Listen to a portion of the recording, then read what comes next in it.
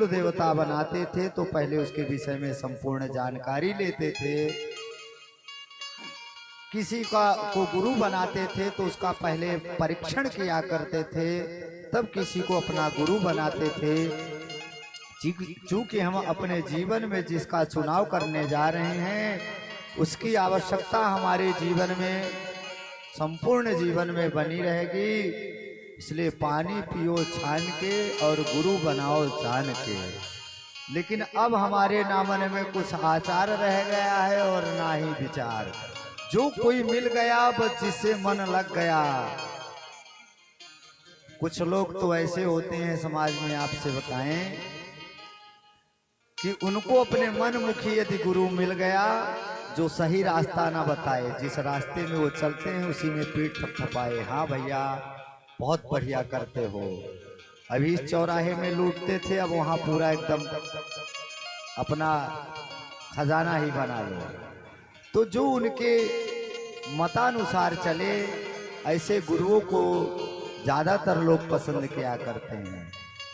हमारे गुरुजी हैं ना तो वो नहाते हैं और ना किसी को कहते हैं कि नहाओ, जहाँ जब चाहे जब मन करे नहाओ, ना मन करे ना नहाओ, जैसे जहाँ मन करे सो खा लो।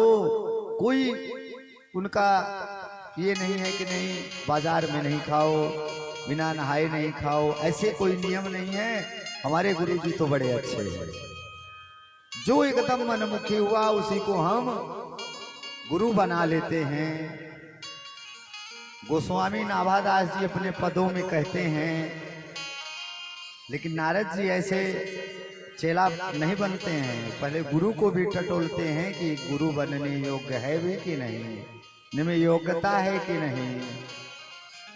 अरे गलियन गलियन गुरु फिरे हमसे दीक्षा ले ओ, स्वर्ग जाओ चाहे नरक में धोती रुपया देओ।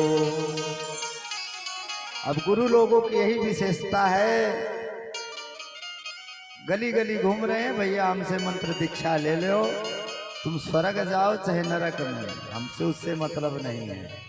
गुरु योग्य होगा तो आपको वैकुंठ तक का दर्शन कराएगा।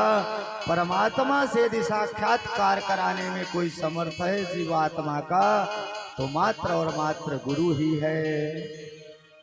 चेला भी महाराज कमजोर नहीं है। उसने कहा कि ठीक है महाराज दीक्षा तो ले लिए, अब दीक्षा लेके फंस गए, संक्रांति आ गई, सीधा लेने महाराज जी आ जाएंगे, दक्षिणा तो देना ही पड़ेगा। चेला भी इंतजार के लिए कमर कसा है। भलो भयो गुरु चल बसे, चेलन पड़ गई चैन, छठे महीना आम तो धोती रुपया ले। गुरुओं से कमजोर स्थिति शिष्यों की नहीं है। उन्होंने कहा चलो भलो भयो सो चल गयो, बहुत अच्छा हुआ गुरुदेव चले गए, नहीं हर 6 महीना में खड़े रहते थे। और लोभी गुरु लालची चेला, भैया फिर नरकों में ठेली में ठेला। इसलिए नारद जी परखते हैं कि मेरे मन की शंका को दूर कर पाएंगे कि नहीं। हर बात हर जीव से नहीं कही जा सकती। यदि आप कह भी देंगे ना तो सामने वाला आपके बातों को, आपने अपना दुख दर्द किसी से सुनाया नहीं तो वो केवल ठिठोली लेगा और आपको रास्ता हर जीव बता नहीं सकता। तो पहले खूब नारद जी समझ रहे हैं और जब समझ गए तब जाकर के प्रश्न करते हैं कि भैया हम सत्संग की इच्छा से इस पृथ्वी पे आए और चारों तरफ भ्रमण किए,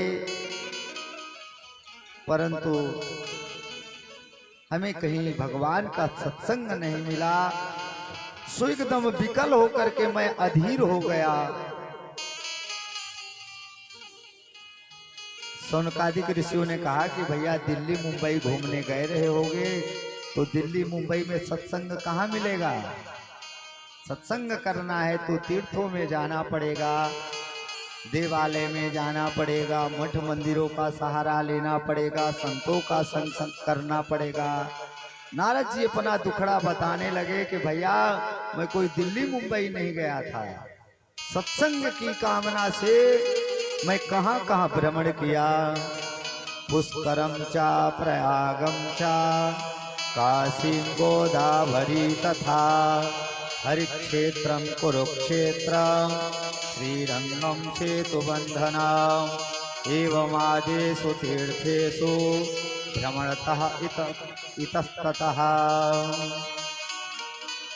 नारद जी ने कहा कि भैया हम कोई दिल्ली मुंबई नहीं गए थे, हम तो सत्संग का लाभ लेने के लिए पुष्करम चा प्रयागम चा। पुष्कर कौन है? देवताओं के गुरु हैं, इसलिए सबसे पहले नारद जी तीर्थों के गुरु हैं। इसलिए नारद जी कहते हैं कि सबसे पहले हम तीर्थों के गुरु के यहाँ गए। अभी हमने आपको बताया ना कि फिर नरकों में ठेली में ठेला, इसलिए सबसे पहले नारद जी गए कि भाई तीर्थों के जो गुरु हैं, गुरु का स्थान सर्वोत्तम है, वहां नहीं मिला तो फिर कहाँ गए? जो तीर्थों के राजा हैं प्रयागराज। पुष्करम चा प्रयागम चा, पुष्कर तीर्थों के गुरु हैं और प्रयाग तीर्थों के राजा हैं। बंधुओं, आज नहीं आदिकाल से इन दो पीठों का सम्मान सदैव होता रहा।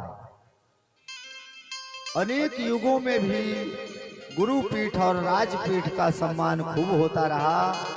एक राजगद्दी और दूसरी व्यास गद्दी। राजगद्दी में जब महाराज दशरथ आसीन होते हैं तो व्यास गद्दी में वशिष्ठ जी उनका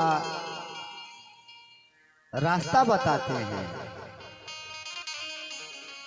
कभी भी राजा को कोई संकट आता है, कभी अपने घर में गुरुदेव को नहीं बुलाते हैं। गुरु गृह गए तुरंत महिपाला, तुरंत गुरुदेव के यहाँ स्वयं चल के जाते हैं और अपने शंका का समाधान किया करते हैं। इसलिए राजगद्दी और व्यास गद्दी इसका सम्मान आदिकाल से था। नारद जी कहते हैं कि भैया मैं तीर्थों को गुरु पुष्कर जी के यहाँ गया, वहां जब सत्संग लाभ नहीं मिला तो मैं तीर्थों के राजा प्रयागराज में आया। भैया वहां भी मुझे कोई सत्संग लाभ नहीं मिला। तब मुझे लगा कि प्रभु का द्वार है, हरिक्षेत्र हरिद्वार में गया, वहां भी मुझे सत्संग लाभ नहीं मिला। तब हम वहां से कुरुक्षेत्र निकले, श्रीरंग गए, सेतुबंध रामेश्वरम तक गए। भैया पूरब से पश्चिम, पश्चिम से पूरब, उत्तर से दक्षिण, दक्षिण से उत्तर, संपूर्ण पृथ्वी को हम छान मारे, परंतु कहीं मुझे सत्संग का जब लाभ नहीं मिला,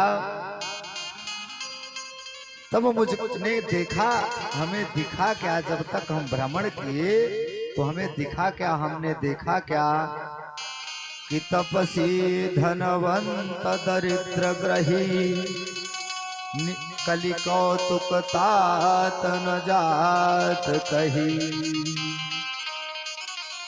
भैया जब ये हम भ्रमण कर रहे थे सत्संग की कामना से, तो हमने देखा कि जो बड़े बड़े तपस्वी थे उस बड़े बड़े धनवंत हो गए, धन कुबेर हो गए, और जो गृहस्थ था, जिसे धन चाहिए था, वो सब गृहस्थ दरिद्र हो गए।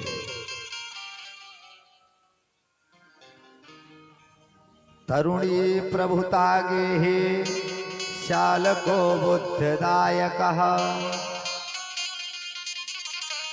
घर में गृहस्थों के यहाँ जब जाकर के हमने देखा तो देवी जी का ही बोलबाला है, श्याल को बुद्धदायक। घर में कोई आयोजन होगा तो साले साहब जो होंगे उनसे